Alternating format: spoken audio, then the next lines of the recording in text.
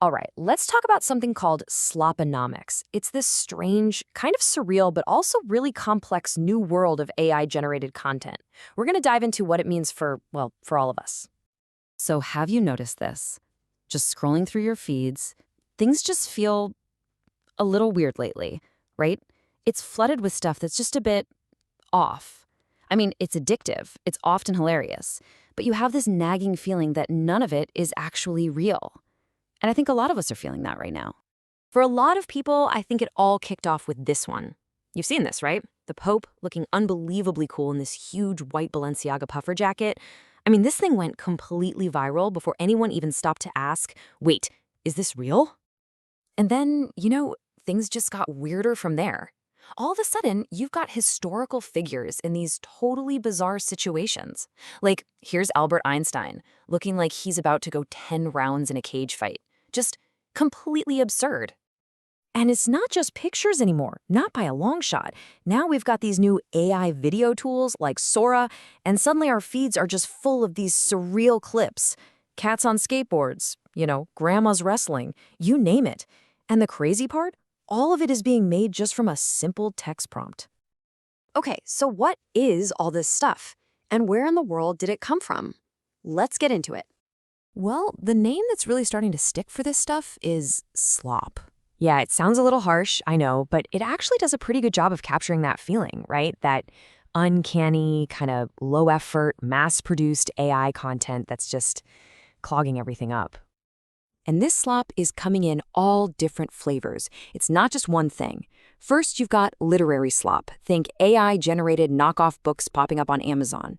Then you have the image slop, like the Pope picture we just saw. There's even audio slop. Spotify's had to remove millions of spammy AI-made tracks. And of course now, we've got the whole new world of video slop.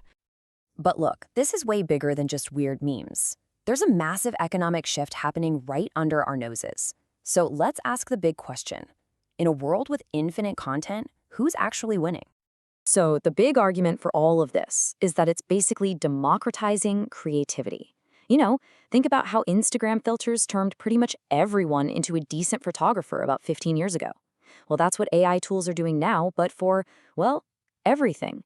Anyone with an idea can suddenly be a writer or an artist or even a filmmaker.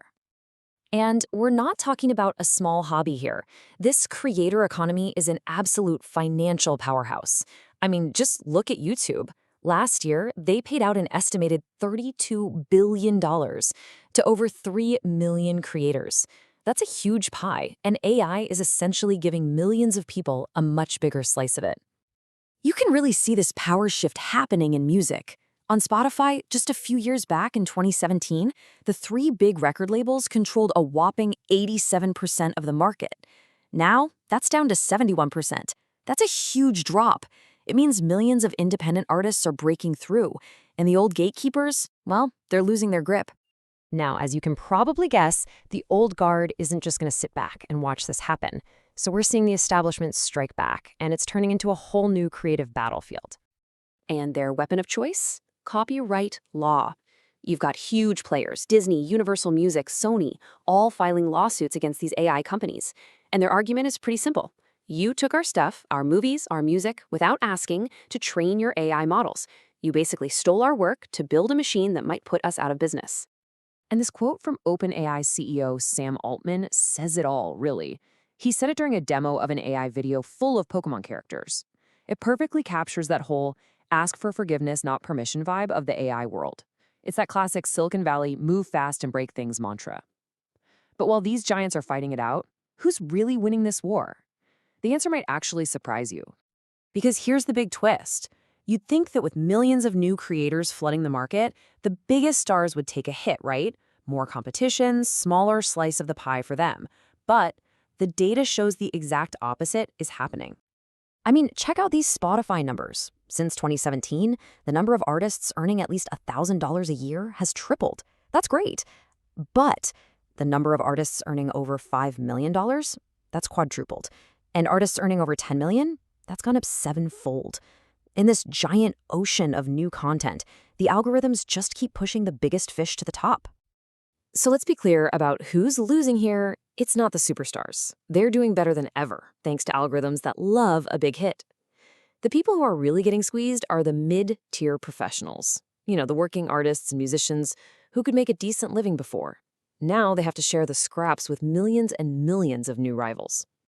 Which brings us to the big question about the future of all this. Is it a creative democracy, or are we all just drowning?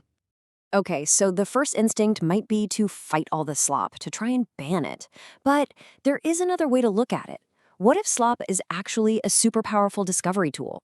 A way for fans to play in worlds they already love, and maybe, just maybe, for new fans to discover the original work. And we have a perfect example of this. Remember that AI filter trend where everyone was turning their photos into the style of Studio Ghibli, the famous Japanese animation studio? Well, at the peak of that fad, Google searches for the word Ghibli shot up 50 times. The AI slop actually created a massive new wave of interest in the real thing. This should all sound pretty familiar. It's exactly what the music and TV industries went through. They spent years and billions of dollars fighting piracy and then fighting streaming. Eventually, they figured out how to work with it and make money from it. So the lesson from that last tech wave seems to be, don't fight it. Figure out how to monetize it, because where there's slop, there's cash. So that's where we are. We're left with the fundamental question of sloponomics. Is AI truly making creativity more democratic for everyone?